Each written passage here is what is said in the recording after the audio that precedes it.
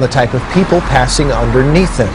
Clear Channel Outdoor America today announced that it will use cell phone data to do so. The program is called Radar. Fox 13's Aaron Mesmer in our control room. Some people are not thrilled with this, Aaron. Yeah, Mark, for a lot of cell phone users, it's the bigger picture that makes them nervous. They're wondering how much data tracking is too much.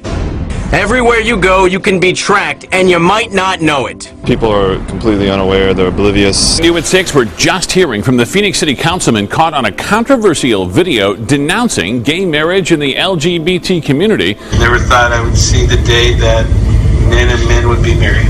Moments later, this world is changing. Este mundo está cambiando, and it's time for us. Y es tiempo que nosotros take the leadership, que tomemos ese liderazgo and change it back to the way it should be. This video posted on YouTube, recorded last month, and the remarks come as a surprise to many.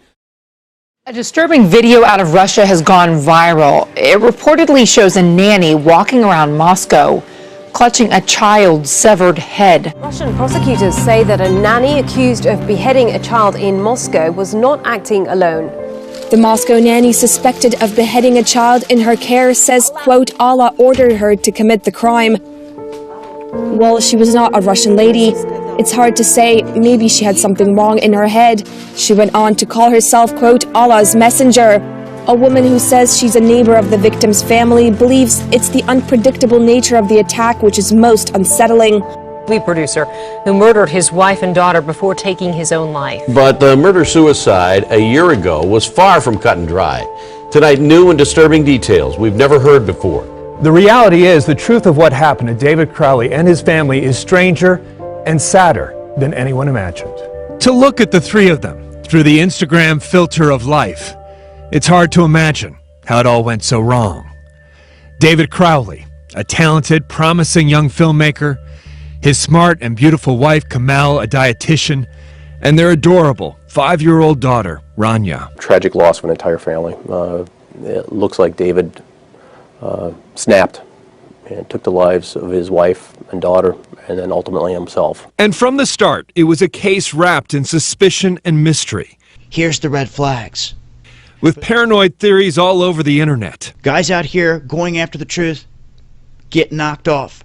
That the Crowleys were murdered as some kind of government conspiracy. All because of a personal film project David Crowley had worked on obsessively for years, called Gray State. This is a concept trailer for Gray State, which imagines the U.S. government taking away all our liberties. Kamel had told her family she was the sole breadwinner, that she was not physically or emotionally abused, but the financial struggles made her question the marriage. He just lost his way. A sliding back door was found slightly ajar, apparently for the family dog. But there were no footprints in the snow, no sign of forced entry. Inside, detectives would find a scene of domestic horror and normalcy. Teasing little love notes the couple left for each other around the murder-suicide took place the day after Christmas. David shooting Kamel twice in the head, Rania once, before shooting himself. Between their bodies, a Quran with pages torn out, opened to a traditional forgiveness prayer. And there on the wall, above the bodies, scrawled in blood, the words, Allah Akbar. Who wrote Allah Akbar on the wall? He did. In her blood? Yes. In the Home Office, on a notepad, more bloody fingerprints, and the words, submit to Allah now. We may never know what made David Crowley finally snap, but we do know this. There are some 1,500 murder-suicides in the U.S. every year. They account for about 5% of all homicides, and their numbers seem to be increasing.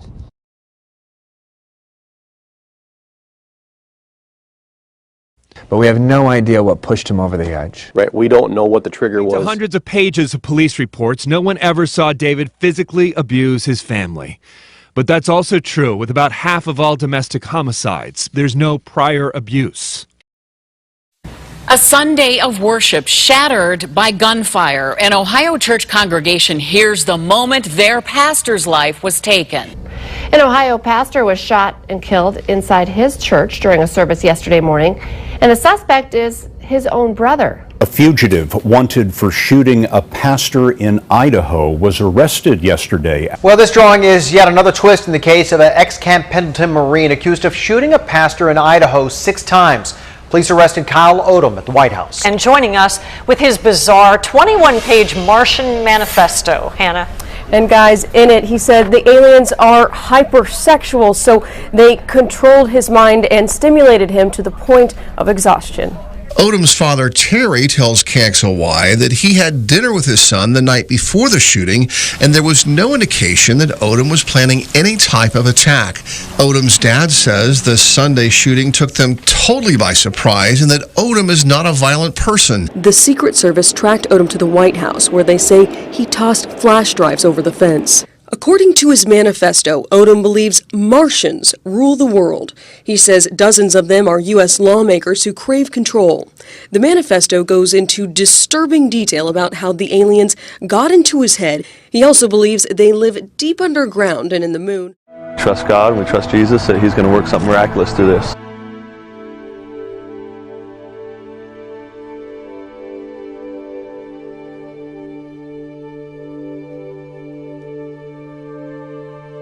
First, our top story this morning, anger surrounding Donald Trump's presidential campaign reaches a boiling point in Chicago. Last night, the Republican frontrunner canceled a campaign rally over security concerns when thousands of protesters gathered outside an arena at the University of Illinois and then flooded the venue where he was scheduled to speak. Trump's campaign events have turned increasingly hostile.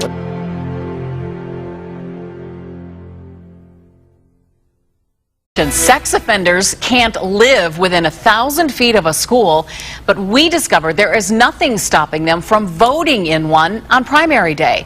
That's why an elementary school polling site in Brook Park is causing some serious concerns for parents. Many schools are used as polling sites across Cuyahoga County and have been for decades. But parents tell me times have changed. Different age now. I mean, you don't know what's out there anymore. At 11, a cruel encounter has a 7-year-old boy calling for just a little courtesy. What happened on a flight left his family in disbelief. Tonight, a Valley family in the national spotlight when they're taunted as they're forced to leave a plane. They say it was all because the little boy had an allergic reaction. The family was returning home from a trip to Washington.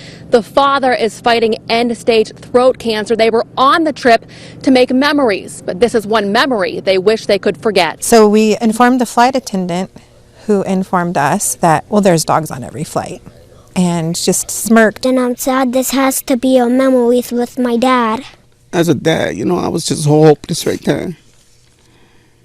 And I was out there and I just looked at the people clapping. I was just like shaking my head. I was just like, man, let's get out of here.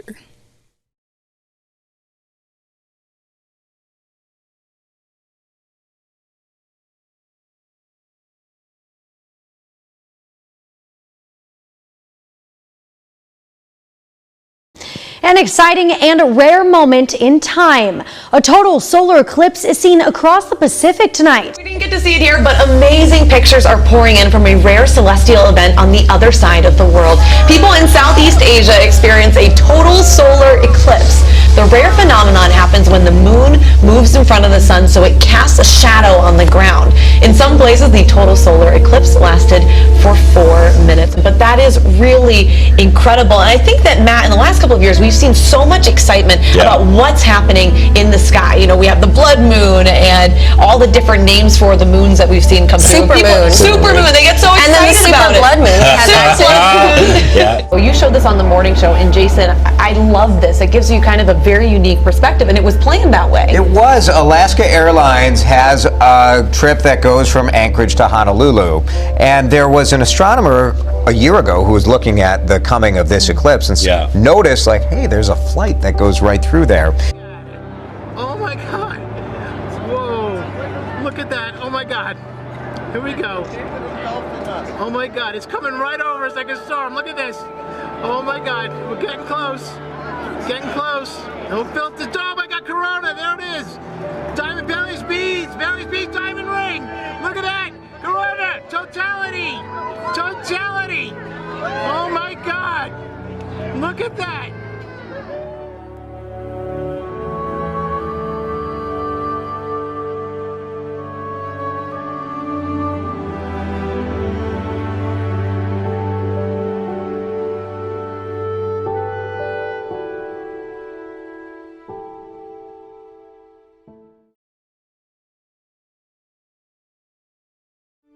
Now, dozens of people phoned the police from various parts of Scotland last night after a bright light from a suspected meteor shower lit up the early evening sky. Scotland says the force began receiving calls just before 7 yesterday evening from people saying they'd heard a loud bang or seen a fireball in the sky. Out of nowhere, a dazzling ball of fire drops out of the sky, a suspected meteor burning up in the atmosphere above northern Scotland. What the hell's that? What the hell was that? All of a sudden the sky lit up. It was like a light switch. It just went from dark to light in seconds. It was the most surreal experience I've ever had.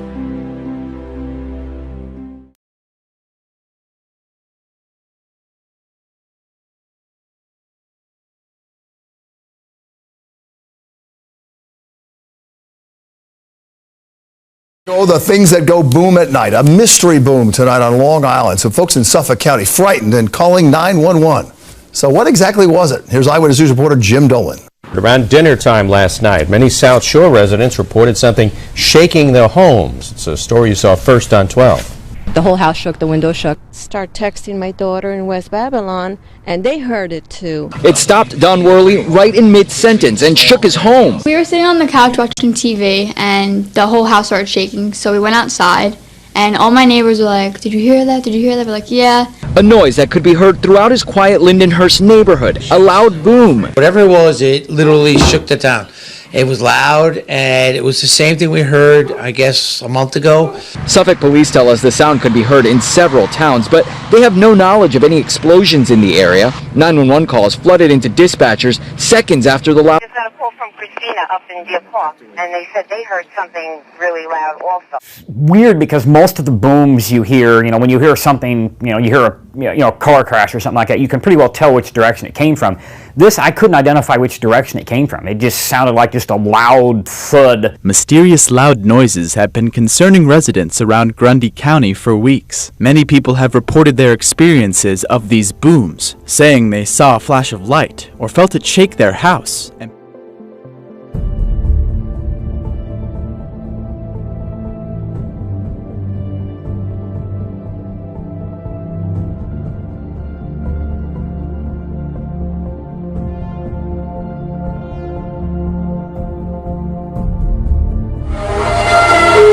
What is going on out there? Bizarre sounds are being heard all over. The latest is this creepy high-pitched noise. The mystery has everyone in the picturesque town of Forest Grove, Oregon, baffled. There is a horrible, horrible sound coming from the outside of my property. That's high-pitched squealing. It's like a real-life X-Files. This is where the jarring sound was first reported. As you can tell, it's normally a lovely, quiet neighborhood.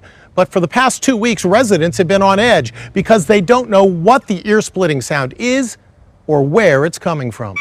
It turns out this is just the latest incident in a worldwide phenomenon of unexplained sounds that have scientists scratching their heads. This spooky sound terrified a town in British Columbia. This was heard in Finland. And this piercing high-pitched sound was recorded in Michigan. As for the strange sound in Oregon, I asked acoustic engineer Tobin Cooley to analyze it. Probably electrical, mechanical, gas, air. But even he can't explain it. I don't think anyone knows what it is yet, but that's probably what makes it more frightening. Hi everyone, thanks for joining us. I'm Karen Scullin. And I'm Tim Blotz. A rare blood infection is likely to blame in 18 Wisconsin deaths. The mysterious outbreak even has the CDC now investigating. The spread into Sheboygan County now makes a dozen Wisconsin counties with reported cases, covering most of our area. To have an outbreak of this magnitude is very unusual. Disease detectives on the ground are still puzzled where this could be coming from. I wish we already had an answer. Well, it's no magic trick. A Canby man says he can now open his door, unlock his cell phone, and all he has to do is just swipe his hand. It's because he has a microchip implanted in his hand. Well, that would do it. He says it's changed his life, and now he's shown. This is a pretty interesting one, you guys. James Newman says he's embracing technology in a big way. 2 years ago, after reading some tech articles, he was inspired and he had a chip implanted right in his hand. He says radio frequency identification is the way of the future. And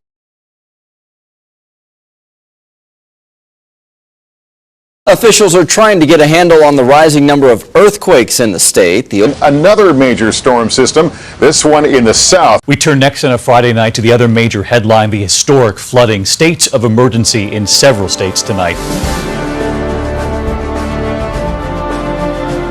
Oh my God! This same storm fueled a barrage of thunder and lightning in Texas.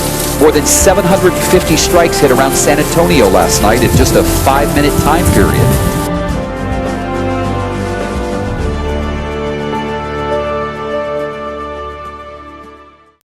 Bible is just one of several items that survived a house fire in East Tennessee. It happened in Hawkins County on Sunday. Nothing is left of the home except a few pictures and the family Bible. Donna Clark was asleep inside the home when it caught fire. Her neighbor saved her life after seeing the smoke and running to the house and waking her.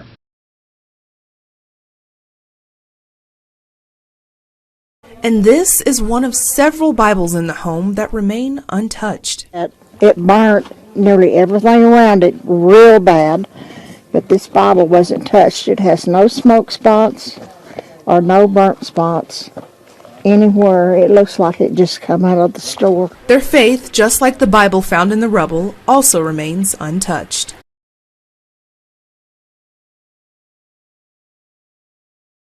A family of 8 is now without a place to call home after a devastating fire broke out, leaving nothing behind but ashes. While sifting through ashes and rubble, Jack was amazed to find a cross, Bible, and other religious items unharmed. She says it brought them peace, knowing they were not alone. You would think a house that was engulfed in flames, you would have lost everything. But of course, God always shows a way and shows that He's always here at all times.